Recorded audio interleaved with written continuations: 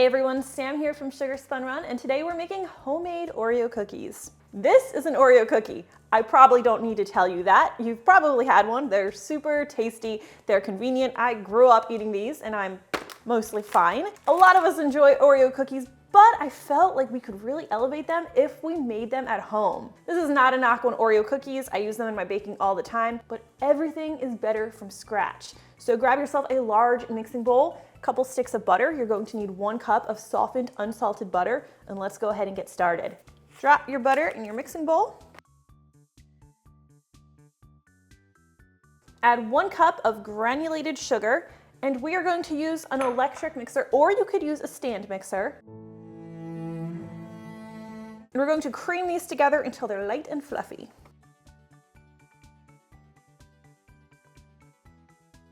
Perfect, I love it. Now we're going to add 1 large egg, bonus if it's a green egg, and 3/4 teaspoon of vanilla extract, and we'll stir these ingredients in as well until everything's nicely combined.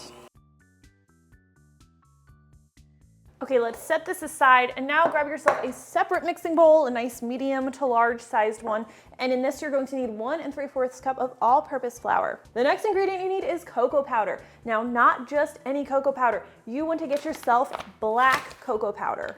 Oreos are black. If you use a classic cocoa powder, they're going to turn out brown. We wanted a nice classic black and white color for this cookie, so get yourself some black cocoa. If you can't find it in your regular grocery store, you can buy it pretty inexpensively on Amazon. I will leave a link to that in the description. Amazon is where I get mine. Now you'll need 2/3 cup of this black cocoa powder, along with a 1/2 teaspoon of baking powder, 1/4 teaspoon of baking soda, and 3/4 teaspoon of table salt.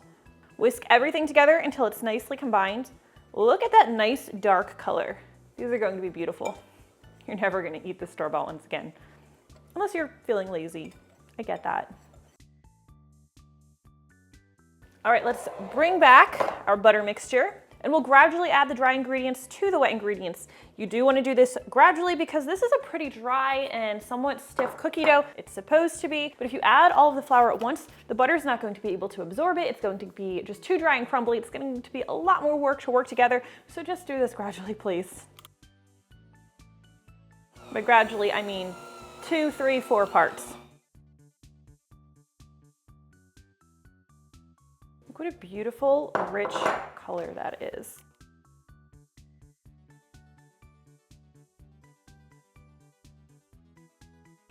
I definitely added this last part too quickly.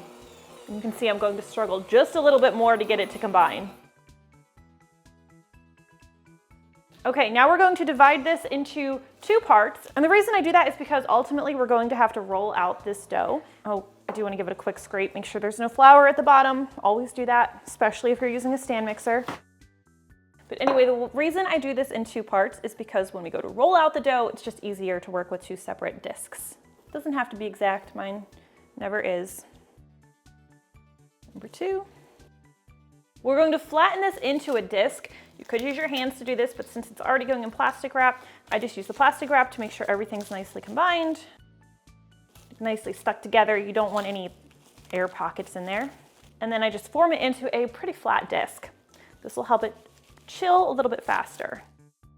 Okay, now these go into your refrigerator where they're going to need to chill for at least 1 hour before you can roll them out, cut them, and start baking them. Once you get near that hour mark, you're going to want to get your oven preheating to 350 degrees Fahrenheit. We're going to drop these in the fridge, and I do have some dough that I made last night so I can start rolling it out. I do have some chilled dough here for my fridge. It's a little bit solid. I made it last night. It's been chilling a while, so I've had it sitting at room temperature for about 15 minutes. We'll see if it's rollable. We are going to lightly flour our surface. A little bit of all-purpose flour. Some people like to use cocoa for this because then you don't end up with any white powder on your cookie dough. I think that is just a little bit messier and it's really not a big deal. We're not using that much flour and it can just be brushed off. Dust the top a little bit, just a little bit.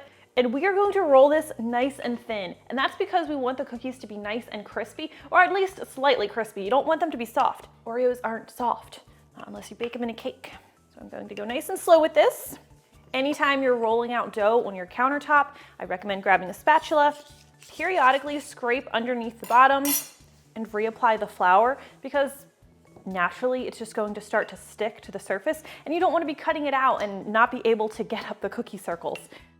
So just flour your surface, scrape it periodically. Now I said thin, so what does that mean? You can probably just use your instinct for this, but I aim for between like 1/8 and 1/16 inch thick. Need a little bit more on top. This is actually working just fine. We're not really having any cracking. Ah! Jinxed myself. Spoke too soon. If yours chilled longer than an hour and you're rolling it and you notice that it's starting to crack a little bit, just give it a little bit more time to warm up before you continue.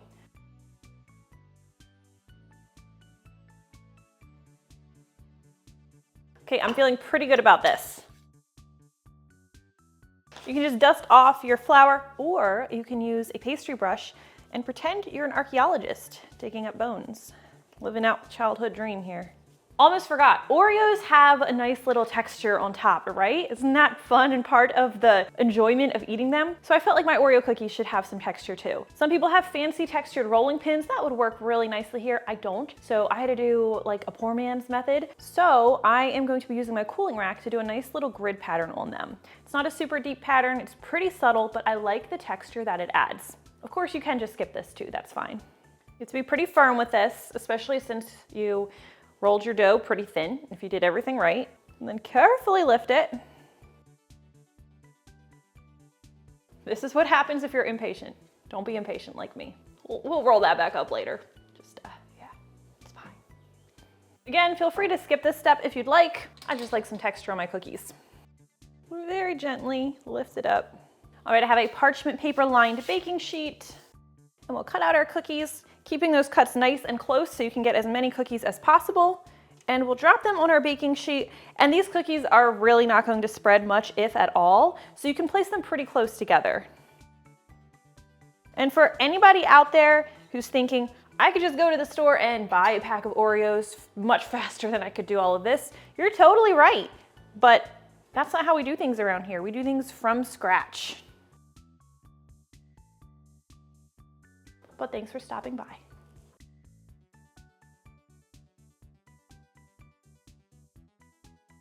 Now all of the scraps, you're just going to regroup and re-roll them out because you want to get as many cookies as possible out of this dough. Now we're going to take these cookies and they're going to bake in our 350-degree Fahrenheit oven, bake them in the center rack. They bake for about 8 to 10 minutes, and honestly, it can be a little bit difficult to tell whether they're finished baking or not just because they're so dark naturally. What I recommend first is consistent rolling when you're rolling out all of your cookies, but the other thing I would do is bake your first sheet and let it cool completely, and then test that they're crisp enough for you before you roll out and bake the rest of your cookie dough. Remember, we have another disc of cookie dough in the fridge. Now, while the cookies are warm, they're still going to be a little bit soft, even if they're crisp when cooled. You're not going to know exactly what the texture is until they've cooled completely, so keep that in mind. We will take this over to our oven. I'm going to set my little friend here for 9 minutes.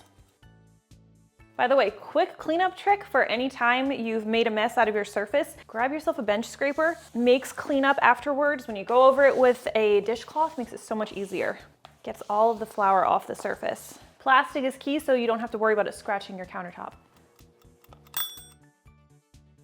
All right, we're going to let these cool, make sure they're appropriately crisp or soft if you prefer them that way. And while they cool, we can start preparing our Oreo filling. Now, when making this filling, I was very intentional about having it inspired by a classic Oreo filling. I didn't want to do a straight up classic buttercream because I thought that would be too rich. So there is one ingredient that some of you are going to appreciate for the reason I've used it, and some of you are not going to like, and either is fine. I can occasionally handle criticism. Now, first, we're going to be using a 1/2 cup of softened unsalted butter. Pretty standard, no surprises there. I'm going to add this to a mixing bowl. But the next ingredient is 1/4 cup of shortening. This is vegetable shortening like Crisco. If you don't want to use vegetable shortening, I get it. Feel free to substitute butter instead. But if you want to have that more classic Oreo feel while still having a nice homemade from scratch dessert, you're going to want to use shortening. It's going to keep the filling from being too rich. It's going to lend itself towards the classic flavor or I guess I should say more of the classic texture that you enjoy in an Oreo. And guess what? This Oreo cookie is still going to be better for you than an Oreo cookie from the store. Though I guess that depends on how you look at things. Now we're going to use our electric mixer again to cream these ingredients together until they are smooth, lump-free, and well combined.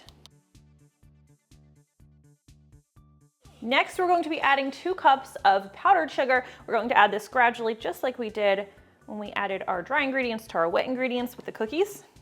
I'm going to try not to make a mess here.